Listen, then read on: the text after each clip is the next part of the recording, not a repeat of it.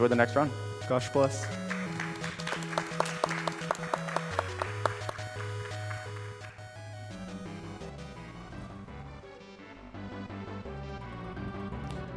All right, Gamer Domi, thank you for that great run of Super Win the Game.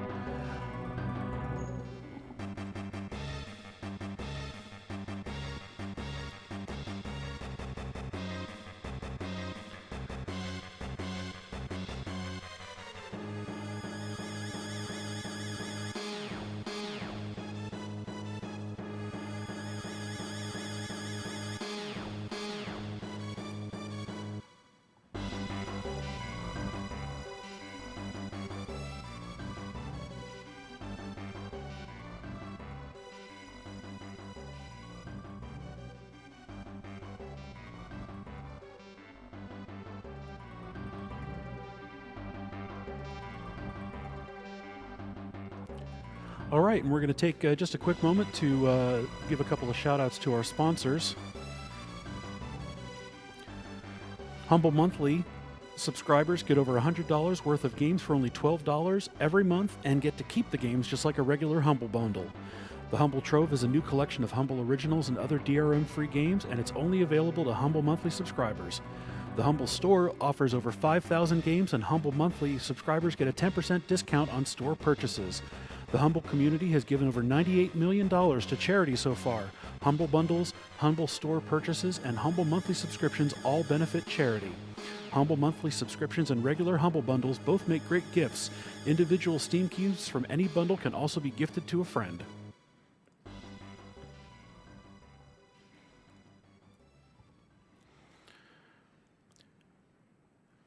And SGDQ2017 is also brought to you by Fangamer at www.fangamer.com. You can pick up official merchandise for Undertale, Hollow Knight, Hyper Light Drifter, and more.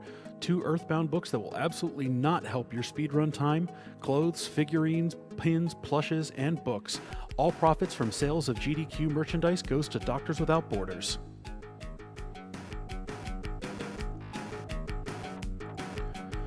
And while we're getting set up for Shadow Complex Remastered, I want to read a few more donations.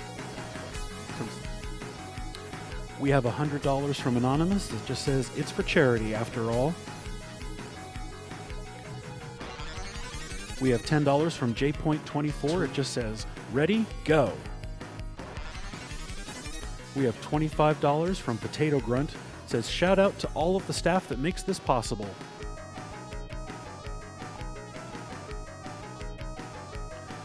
We have $10 from Neon Zeos. "Mesmerizing run of Splasher. Had to donate." $10 from Maximum McNugget. "Never heard of Splasher, but that was a heck of a speed run. Shout out to you of a sweet run. Also, this donation goes to the Kingdom Hearts 2 bonus. Let's get that goal rocking." And $50 from Blast Dragon. "Gu was amazing in his run. He has earned his own character." We have $10 from Lego Maple.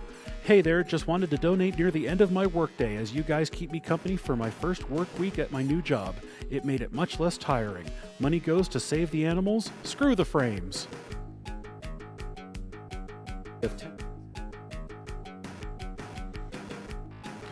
We have $7 from Flagga. "Hello from Belgium. Missed a lot of games this year, but always a nice event. Thank you for all your amazing work." We have $25 from Not K that just says K. We have $10 from Ahoy Karpfen. "First time watchers, first time donator. Greetings from Germany." We have $25 from Amaro Shiro that also says "Greetings from Germany." We have $100 from Sam I Am. "I always enjoy GDQ. Keep up the good work." And with that, we are ready to toss over to AJ Firecracker for Shadow Complex Remastered. No games plus, no major glitches, and the donation incentive was met, so immediately following that run, you will see that glitched run. Hi everyone, I'm AJ Firecracker. You want to introduce yourself? Yeah, my name's Asti Howell. Okay, I'm all ready to go. You want me to count it down? Okay. 3, 2, 1, go. Fire. So AJ Firecracker will be playing the Remastered edition of the 2009 Shadow Conflict game. So I've already done the first trick of the run, which is to spam shoot as the game loads in. And what that does is it fires a shot as the game's loading, alerts enemies more quickly, which is what triggers that helicopter. And then we do a quick kill on it. It takes 2 rockets to kill, so we do 1 into the background to splash damage it, and 1 onto the rocket, and since directly onto the helicopter. And since it takes longer to travel into the background, the timing works out. Someone actually put floor. One trick you're going to be seeing a lot if you watch closely is a double jump. Jason isn't supposed to have a double jump, but he just does. If you're fast when you leave the ground and you press another jump quickly, there's kind of a little window where you can still jump. And our theory is that it's supposed to be kind of a grace period for platforming, so that when you leave the ground off the edge of a platform, you still can jump. But we use it to gain more height, and since this game is kind of mapped out based on how high you can jump, it lets us kind of access areas we shouldn't and do stuff like that. You'll be seeing that very prominently in the any percent run. There, I just load my game to skip a cutscene. The gold gun that I got is a New Game Plus item. So it lets me have a very powerful gun early on. And that's just going to kind of make things smoother, let me kill bosses a little more quickly. The gun is actually not the most important part of New Game Plus. The most important part is going to be infinite ammo for sub-weapons. As you can see on the bottom right, I'm level 192. So when I pick up the intended version of a weapon, or when I pick up any sub-weapon and then load my game, it will give me infinite ammo. As to why we play on New Game Plus, the game really doesn't like doing fresh file runs. You have to mess with the file system and disable cloud saves and do a bunch of stuff. So the default for us is New Game Plus. Sometimes you get stuck on that edge a little bit. So coming up here, I've got the first boss. There's 3 kind of mech tarantula spider bosses. This is the first one, so we call him Spider 1. Sometimes he walks through you. That's pretty rare. He doesn't die until he's done with that shooting animation, so we switch to a high rate of fire weapon. The gold guns give you access to all of the guns on different keyboard commands that are just bound by default. So normally when you pick up an item, you get a slowdown effect. Since the cutscene for the spider boss death is still playing, we get to avoid that slowdown. So coming up is the first big sequence break, and it's something that's intentional. So there's this kind of path here after you kill that spider boss that will open up, and it takes you into the factory part of the game, which is really far into the game.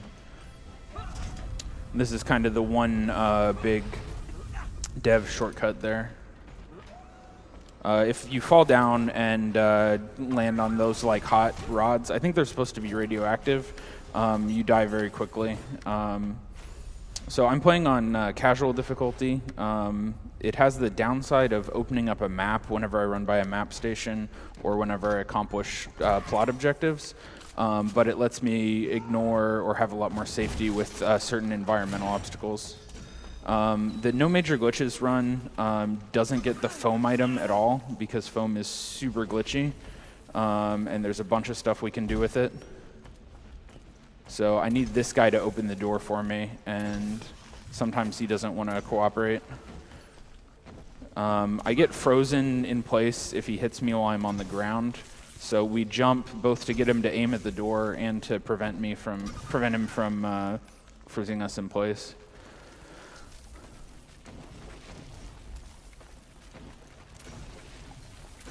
There we go, finally. So that guy does not always cooperate. So there's 3 foam barriers that we're gonna need to get through without having foam. That's the first one. So I do a double jump there just to clean that gap cleanly, clear that gap cleanly. All right, so this is the biggest glitch that you'll see in the no major glitches run. We call that a Z slide. It was found by Greenalink. Basically, whenever you slide, Jason takes a movement in whatever direction he's facing. So if you can make him face the background with the manual aiming and then do a slide, he'll slide into the background a little bit and it'll get you around small obstacles.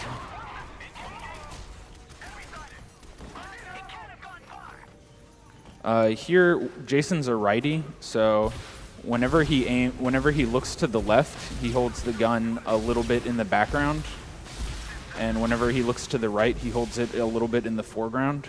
So you grab that ledge to make him kind of twist his body around where his body's facing left, and that puts the gun far enough into the background to shoot past that pillar. I'm going to do the same thing here by flicking from left to right. The gun, as you shoot it, it kind of moves a little bit more quickly than his body does, and you get the same twisting to shoot past that. This is the second foam barrier. We can't get through it, but there's a save room on the other side, and the hitbox, the trigger for it is big enough that we can just run up against it. Coming up here will be the third foam barrier. There's some rocks that we can destroy with grenades, but you're supposed to have foam to stick the grenade to the rocks, but we can do a setup that's just about pixel perfect. Very nice, first try. Exactly what I was thinking. So a little bit of backtracking here. We're going to have some travel to do. So we got maybe 20-30 seconds if you want to throw in a couple donations. Sure thing. We've got $100 from Pixeline242. Yo, Firecracker, didn't expect to see an expert dredge player at GDQ this year, but here we are. Congrats on making it this far, and good luck with the run. And $50 from Anonymous. Gotta show some love for my boy AJ. Shout out to the Shadow Complex community. Great group of guys. All right, so this boss, crap. There we go, okay.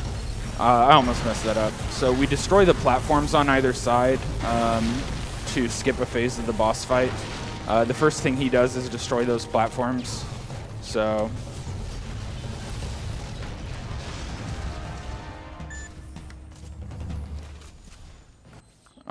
we destroy the platforms for him to skip a phase, and then we stand slightly on the left to force him to the right, because when he dies, he has a quicker animation from the right side. And then we just put in a lot of damage to get that quick kill. All right, so now we have like 2 minutes. So I've got a lot of travel, and then we'll have kind of a very chill section of the run where there's no enemies and we just have to run around hitting cutscenes. So this is probably the best time for donations in the whole run. Sounds good. We have $10 from Semarquito. Greetings from Brazil. Since I didn't own an SNES and never played Symphony of the Night, Shadow Complex on Xbox 360 is the game that really got me into the Metroidvania subgenre. Better late than never. Shout out to the runner and to everyone that makes AGDQ and SGDQ come to reality. We have $15 from ArcsX. First time I didn't miss SGDQ. Finally I can donate. You guys are awesome. Kill the animals. Let me sneak in here real quick. So I'm going to do another Z slide. This just skips a short scripted fight against a helicopter and lets me get into this side of the base more efficiently. And go ahead, High Def. Okay. We have $10 from Kuma. I'm up this early for my job. Luckily, I have SGDQ to start my day. I'll probably finish my day with it too. Thanks for your work around the clock, SGDQ. We have $10 from Sharon Farber. It's so much fun watching this year's SGDQ. First time watching live and loving it. We have $20 from Ark the Overlord. Reminder to everyone, smiling is a wonderful way to brighten up your and someone else's day. Don't forget to also kill the animals. The frames are more important. We have $5 from Garbage Hime. Hi SGDQ, sneaking in a quick donation while the boss isn't looking. I've been watching every GDQ since 2014 and I love every minute of it. Shout out to the amazing staff and runners for supporting a great cause. Let's keep it up by supporting those cute animals, yeah? Okay, so I've got a couple boss fights here that I'm basically gonna blast through. You can get through these pretty quickly without New Game Plus. The gun is pretty sweet, but missiles are also kind of nuts, so be blasting through these. And one thing I'll be trying to do is to jump as cutscenes trigger, which will give me a little more distance.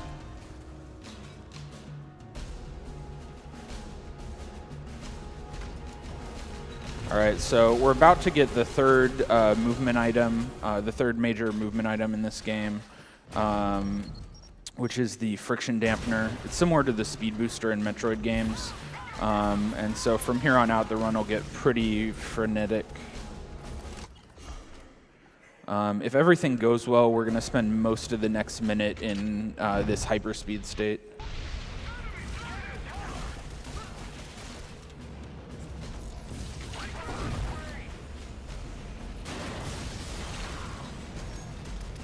Jumping off of sloped ceilings like that saves a little time. You get quicker movement. Okay, that was perfect. Okay, that guy sometimes shoots a rocket at you. That's why I was shooting shotgun shots at him, but unfortunately, he still shot his rocket.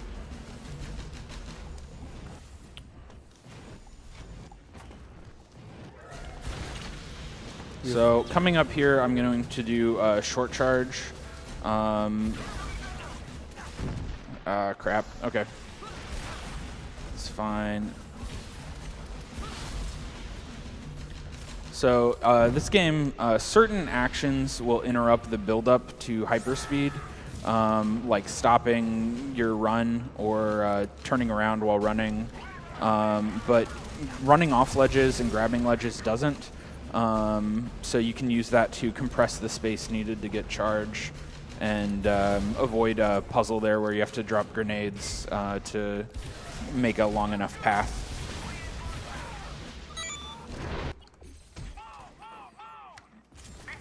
So that cutscene there lowers a drawbridge to let us get into the last section of the base.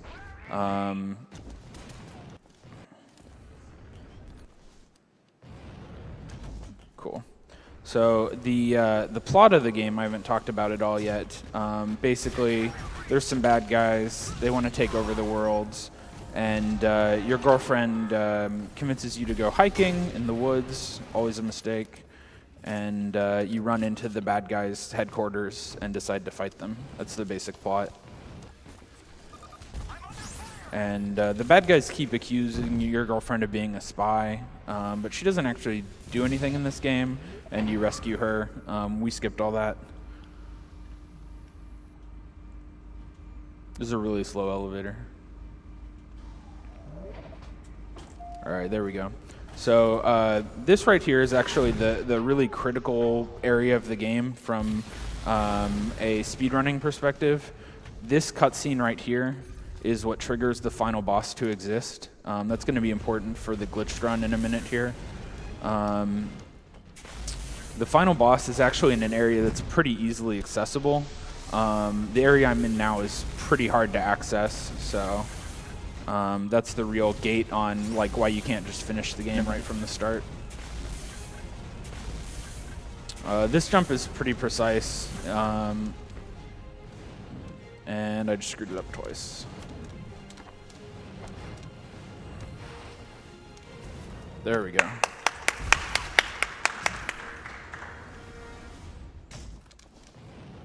So we're going to try and run all the way to the final boss in hyperspeed, or almost all the way there.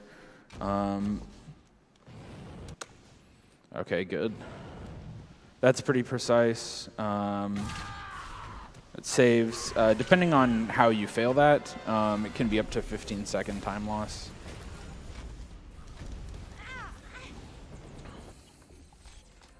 All right, so you can see it's been, we're just about at the final boss now. It's been almost a minute of hyperspeed running to get over there, so it's quite the trip.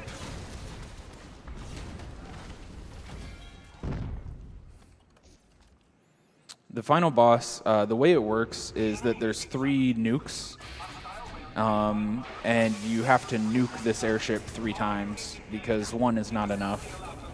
So time is going to come up when we start the cutscene for firing the 3rd nuke.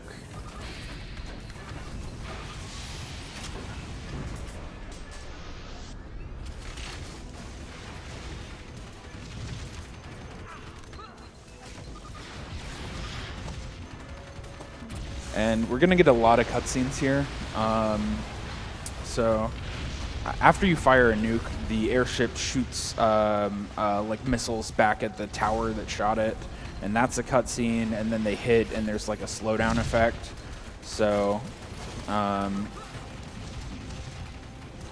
up here, all that movement, the bad movement I just did, doesn't matter because we just need to get this lined up before the shot, because we wait for this cutscene anyway, because it skips another cutscene later on. Here.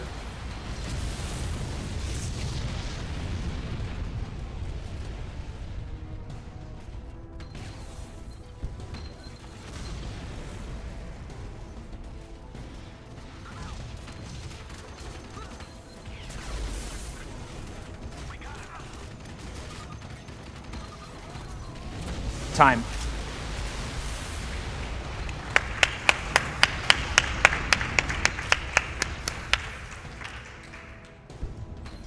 So coming up, time stop, that's correct, but coming up is the most important skip of the run. Basically what I'm going to do here, the screen will fade to black, and there's a small window where I can pause and skip the final cutscene, and that'll save us all like 3 minutes.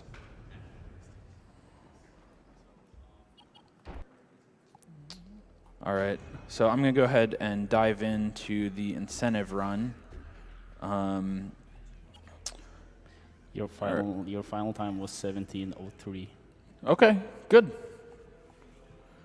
All right, are you guys ready on time for the incentive? Okay, give it a sec.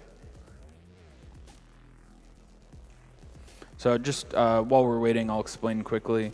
Some of the glitches in the 360 version were patched out, so we have a whole different set of tricks we're going to use. I'm going to go ahead and count down. 3, 2, 1, go.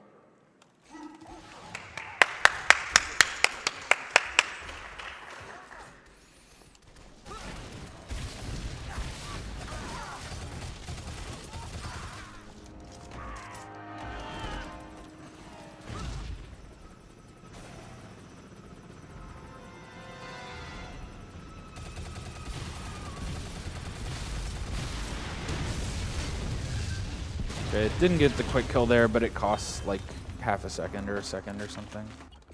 It's really not bad. So coming up, if I could get some give please in chat, I'm definitely going to need your energy here.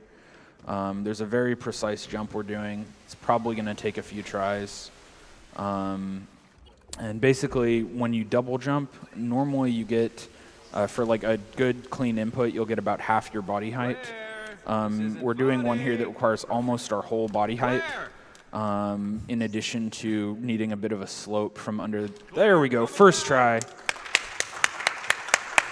Thank you for the energy. I'm going to assume I got some energy there from Twitch chat. That's pretty much the only way that works. Yeah, you did get a lot of give please energy from Twitch chat. That is for certain.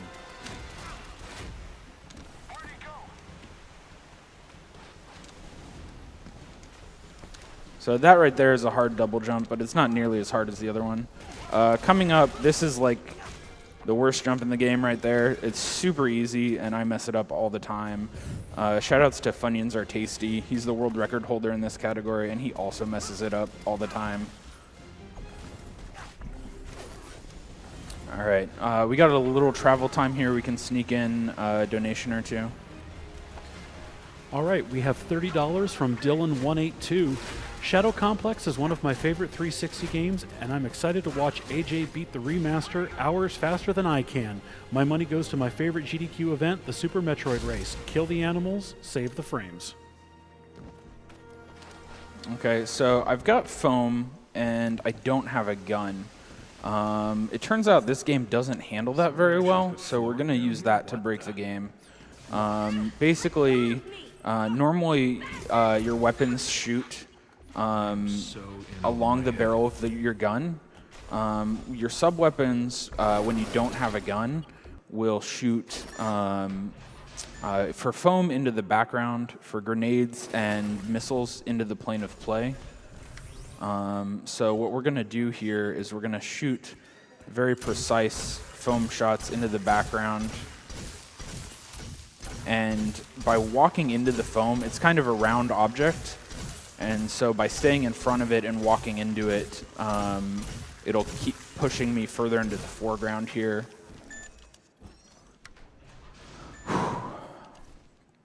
Okay. Little hop there. What that's going to do is that's going to load one version of this final area, this late game area. And then when I jump in, it should load another one. So now I shouldn't be taking damage. And I am. Okay, that's bad.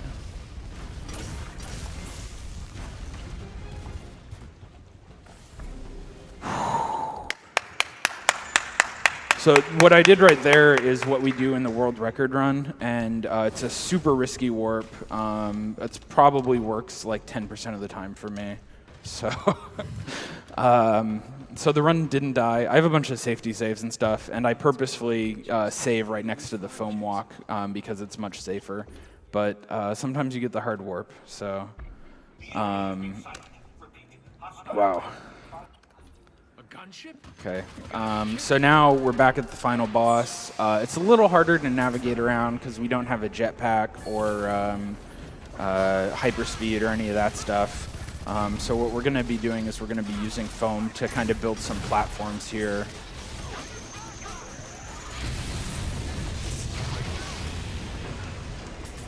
And then the tower, fortunately, we only have to climb once. Wow, especially because I'm failing at it. Okay, there we go. So we only have to climb in that tower once. The way the timing of these works out, without jetpack or hyperspeed or anything, it's most efficient to shoot this turret after activating it. So we're going to hang out here. I put some foam there to displace the character left and save, I don't know, like a frame or something. There's a keyboard and mouse specific glitch called turret cancels, where you cancel the turret usage and fire at the same frame, and it lets you move in the cutscene. But they're not marathon safe, unfortunately.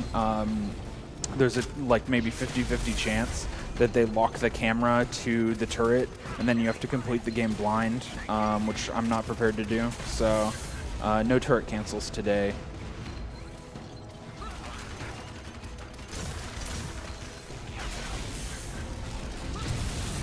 So similarly to before, where we didn't get that last cutscene of the airship retaliating, here by doing the middle turret in the middle of the sequence, we'll also skip that animation, the cutscene of him firing back at us, unless I mess up the movement here. All right, time's coming up in now. Time.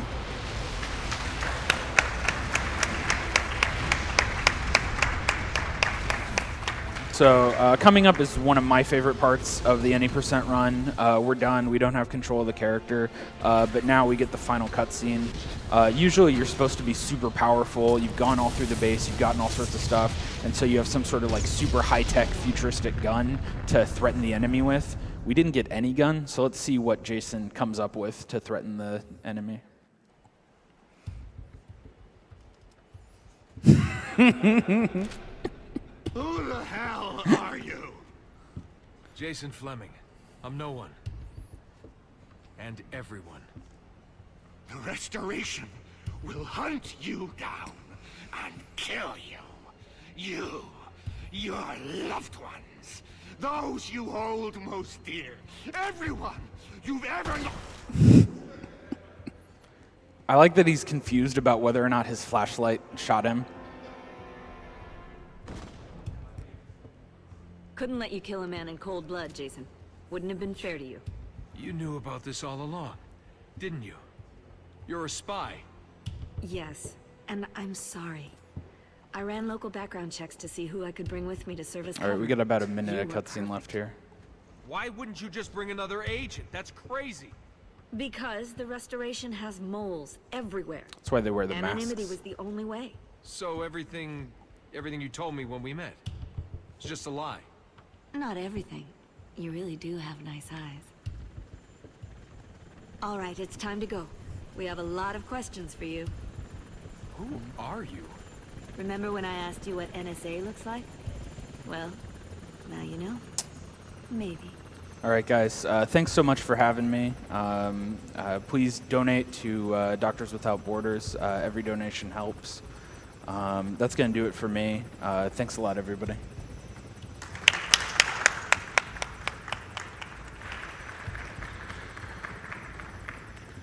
All right, thank you, AJ Firecracker. As we get set up for the next game, I'm going to read a few more donations. We've got one here for $30 from Gyu. Hey guys, Gyu here. Thanks to everybody for the heartwarming support from everyone during and after my run. I did put a lot of pressure on my shoulders during the whole week, and seeing this amazing feedback got me extremely emotional. Now, as I said, I died 10 times during my splasher run, so a promise is a promise. Here's $30. We have $50 from VRAX. Longtime watcher, first-time donator, great to get to be able to watch this every year while raising money for a good cause. Also, kill the animals. We have a $20 anonymous donation. Just want to say you guys are awesome. $30 from Brett D. He says, thanks for all the great runs this week.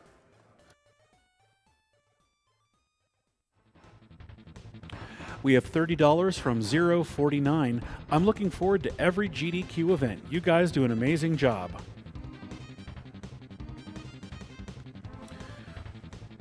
We have $50 from H2SO4. Life has been good to me lately, so giving some back in return.